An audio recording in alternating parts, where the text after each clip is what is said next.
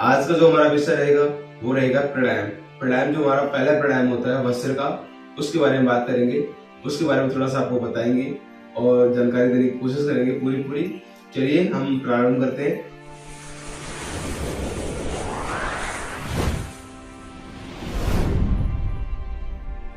नमस्कार दोस्तों, मैं गोविंद माथुर स्वागत करता हूं आपको अपने चैनल योगा यूनिवर्स पर।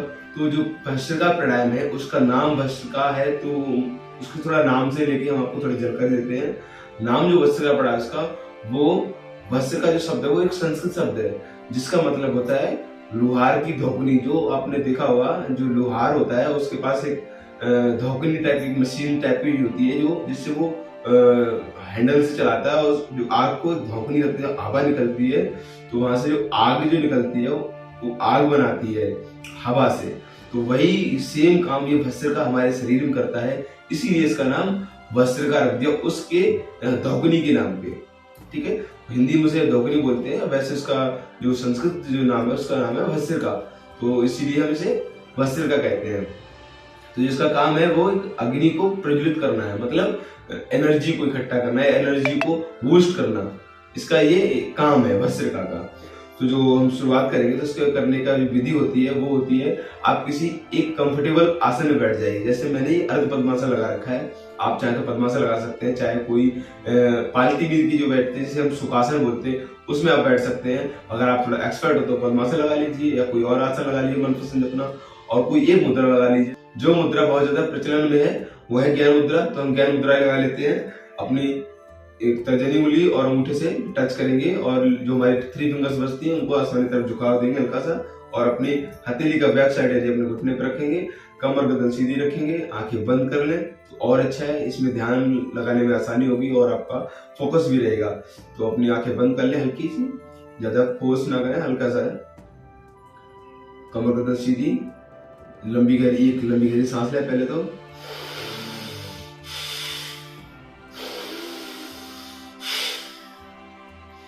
जब लंबी गहरी सांस लेंगे तो आपको थोड़ा सा ध्यान रखना है कि आप जब सांस ले रहे हैं तो बहुत तेजी से लें, और जितनी तेजी से आप सांस लेते हैं उतनी ही तेजी से आप सांस को छोड़ दें।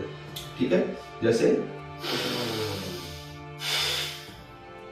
इस तरीके से। यही विधि आपको लगभग 20 से 30 बार कंटिन्यू करनी है।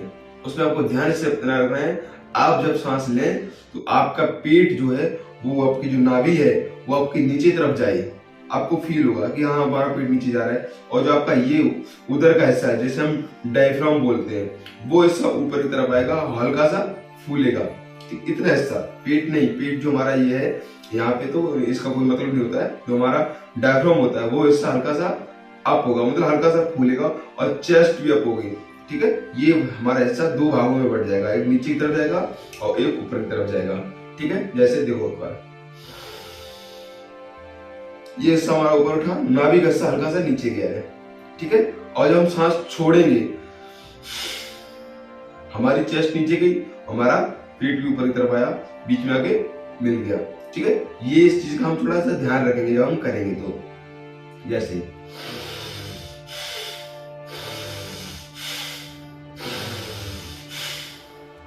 इसमें लोग ज्यादातर गलती क्या करते हैं कि आप जब पार्क में जाएं या किसी योग कक्षा में जाएं, या फिर कुछ लोग योग को देखकर कॉपी करते हैं तो वो कर नहीं पाते परफेक्टली, कुछ मिस्टेक करते हैं। जैसे कि वो करते हैं, ये जो हमारे कंधे हैं इनका कोई काम ही नहीं होता है। कई बार लोग कंधे का उपयोग ज्यादा करते हैं, कंधे ज्यादा उछालते हैं, वो गलत चीज होती है। यहाँ पे कंधे का कोई मतलब ही नहीं बनता, आपको सिर्फ डायफ्राम का और अपने फेफड़ों का एक प्रैक्टिस करनी है, फेफड़े और डायफ्राम की एक्सरसाइज करानी है, बस इतना ही काम होता है। ठीक है, करिए हमारे साथ, और इसमें आपको 30 का 1 राउंड लगाना होगा। चलिए हमारे साथ करिए थोड़ा सा।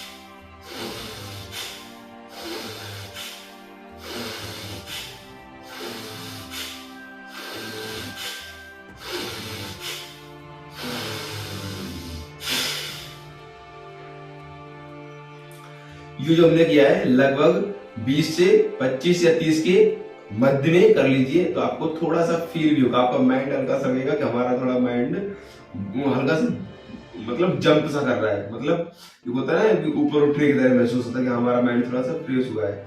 आपकी जो नाक है उसमें फील होगा कि हाँ हमने कुछ यहाँ से मतलब मैंने यहाँ से कुछ किया है।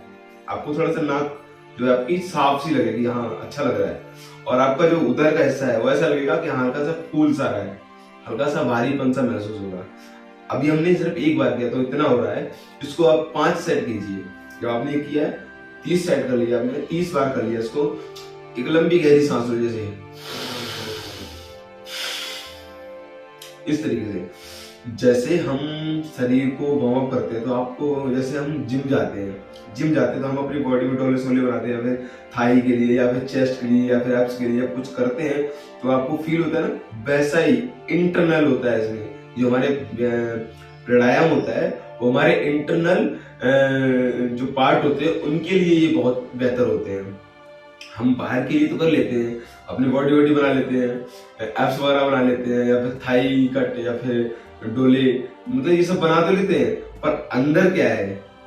कई बार आपने देखा होगा ना कि हम कुछ सेलिब्रिटी है या फिर कोई फिट आसपास कुछ यंग लड़के होते हैं या फिर यंग गर्ल्स होती हैं, उनमें क्या होता है कि व्यायाम करते करते वो एक्सपायर हो जाते हैं, या फिर उनको कोई हार्ट का प्रॉब्लम हो जाता है, या फिर कोई इंटरनल प्रॉब्लम हो जाती है, क्योंकि उन्होंने बाहर का तो बहुत शो ऑफ करने के लिए बहुत कुछ कर लिया, पर इंटरनल ठीक ठाक करने के लिए उन्होंने कुछ नहीं किया।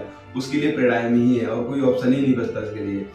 तो एक किस्सा, एक चीज आपको बताते हैं, एक उदाहरण बताते हैं। आपने सुना होगा नाम बहुत ज्यादा, वो बिग बॉस के जो विनर रह चुका था, सिद्धार्थ करके था, क्या नाम था उसका, सिद्धार्थ शुक्ला ऐसा कुछ नाम था शायद, हाँ सिद्धार्थ शुक्ला ही था। वो क्या, वो व्यायाम करते और थोड़ा सा रेस्ट करने गया, उसकी मौत हो गई ना, वहां पे हार्ट अटैक आ गया। तो यही होता है, आप बाहरी सॉल्व करने के लिए आप बहुत कुछ कर लेते हैं, पर इंटरनल आपको जब फिट रहना है, आपको इंटरनल पार्ट जो हमारे फिट रखने हैं, उसके लिए आपको प्राणायाम करने पड़ेंगे। तो ये भस्त्रिका जो है ये हमारे फेफड़ों के लिए और हमारे डायफ्राम के लिए बहुत अच्छा है। हमारे जो फेफड़े होते हैं वो बचपन में हमारे कई लाखों करोड़ों में इसके छिद्र होते हैं। जो हमारे फेफड़े में जो छिद्र होते हैं वो लाखों करोड़ों की संख्या में होते हैं।